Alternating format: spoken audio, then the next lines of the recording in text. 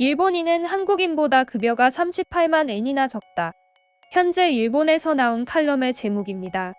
아시다시피 일본은 과거 70년대부터 시작해 2000년대 초반까지 세계적인 경제 대국으로 이름을 날렸습니다. 하지만 지금은 설명 안 해도 뉴스와 유튜브 등 각종 매체를 통해서 일본의 소식을 듣고 계시듯 형편이 말이 아니게 흘러가고 있는 중이죠. 그럼 칼럼에서 소개하고 있는 글을 자세히 살펴보도록 하겠습니다.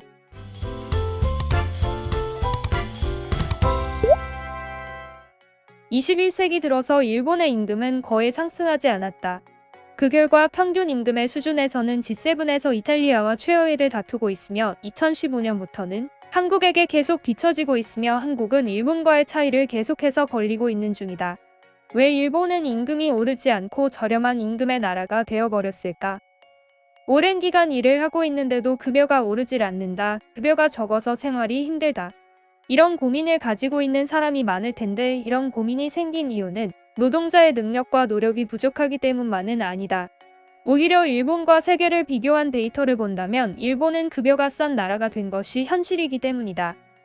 OECD의 조사에 따르면 일본의 평균 임금은 2000년 시점에 38,364달러였고 35개의 가맹국 중에서 17위였다. 20년에는 38,514달러로 금액은 조금 올랐지만 순위는 22위로 한 번 더 처졌다. 과거 20년간 임금 상승률은 0.4%에 불과했으며 거의 상승제로였던 것이다. 타국과 비교해보면 일본의 임금이 낮다는 게 더 명확히 보인다.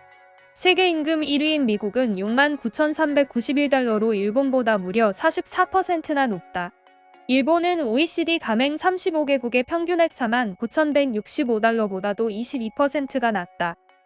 그리고 한국은 5년 전에 이미 일본을 역전했다.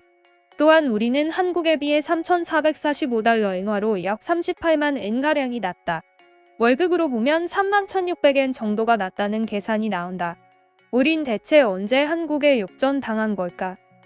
앞에 쓴 것처럼 일본의 임금은 20년간 0.4%밖에 오르지 않았다. 이것에 비해 한국의 임금은 같은 기간 동안 무려 43.5%나 상승했다. 이 결과 2015년에 한국에 역전당해버렸고 그 뒤에도 계속해서 차이가 벌어지고 있다. 도대체 이런 일은 왜 벌어지게 된 것일까? 첫 번째는 버블 붕괴와 리먼 쇼크 등 경기 침체가 발생했을 때 일본 기업은 노사가 협조해 고용 유지를 우선시하고 임금을 억제해왔다. 두 번째는 고용을 유지하면서 임금을 내리지 못하는 것이다. 이것도 경영자가 임금 인상에 신중해진 이유로 될 수 있는 거다. 세 번째는 노동조합이 약세. 노동조합과 종업원은 고용 유지를 우선시하게 됐고 경영인들에게 임금 인상을 강력하게 요구하지 않은 탓이다.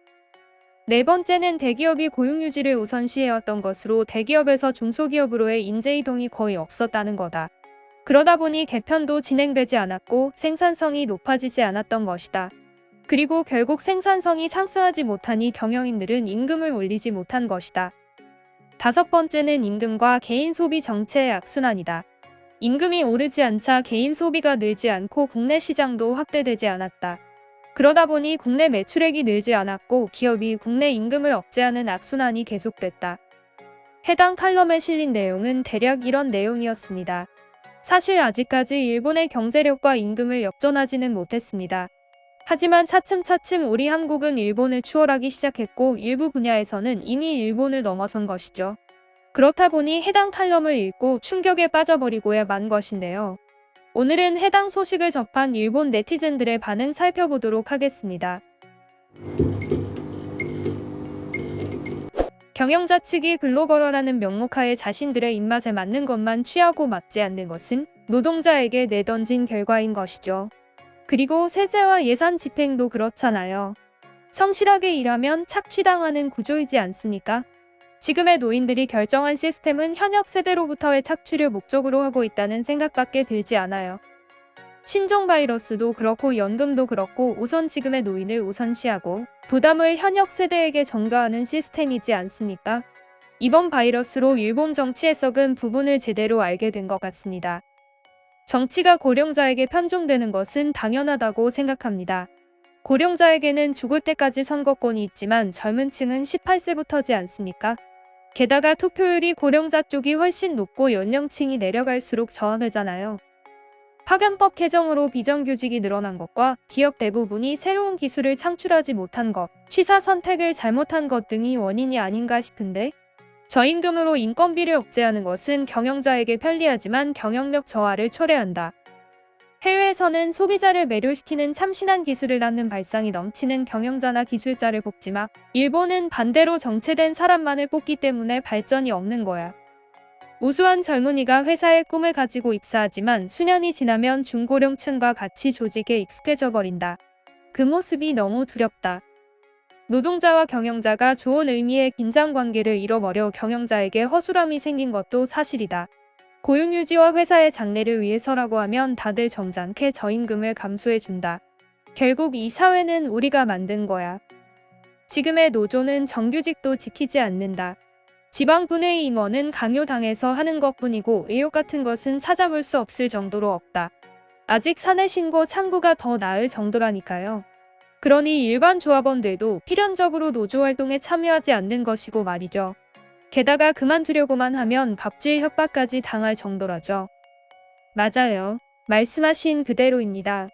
서로 다른 가치관으로 윤리관도 없는 경영자가 결정하고 있죠. 노동자는 단지 그것을 따를 뿐. 노동자의 의식 변화로 제 역할을 못하게 되어버렸습니다. 거품경제 이전에는 파업이 빈번했어요. 노동자도 근로시간이 줄어들고 있잖아요. 노동환경, 노사 중 어느 한쪽이 나쁘다는 이야기는 아닙니다. 돈을 못 쓰게 하는 정책만 펼치다 보니 그렇게 된 것이 아닐까요? 원흉은 재무성인데 수십 년 동안 긴축 재정을 했는데 재정이 개선되었습니까? 경제 성장을 하지 않기 때문에 재정도 개선되지 않는 현실에 대해 그럼에도 방침을 바꾸지 않는 완고함은 무엇입니까? 결국 돈 쥔 곳이 가장 강하니 정치인도 나서서 재무부와 싸울 수 없는 것 아니겠습니까? 단순히 임금만을 두고 한국과 비교하는 것은 의미가 없다. 실제로 한국은 꽤 힘들어 보인다. 그렇지만 한국은 많은 문제를 해결하고 개선해 나가려는 노력을 하고 있다. 아무것도 하지 않고 아무것도 보지 않는 일본보다는 한국이 훨씬 나은 편이다. 성과를 내기 위해 누군가를 잡아먹고 외국인까지 집어넣고 결국 임금은 더 떨어졌다. 그리고 사회는 완전히 망가지고 치안은 악화되고 결과적으로 일본인을 고용하며 회사가 감당해야 하는 비용이 늘어나니까 회사 입장에서는 그런 리스크를 떠안을 필요가 없는 거잖아. 해마다 오르는 증세와 소비 의욕 감퇴, 그에 따른 경제 축소, 이것이 전부 아닌가. 자민당의 정책이 부른 인재다. 고용유동성은 결국 회사의 불안정하다. 혼자 일하는 것이 아니라 신뢰할 수 있는 동료와 일하고 있는 경우가 대부분이고, 그것은 우연이나 인연으로 인해 운 좋게 회사를 지탱하고 있는 거야. 그걸 깨부수자는 게 이 기사의 목적인 것 같아. 이렇게 일본의 현 상황을 적나라하게 보여준 칼럼을 보고 일본인들이 적은 반응 살펴보았습니다. 이상으로 오늘의 영상은 마칠 텐데요. 다음 영상으로 찾아오겠습니다. 감사합니다.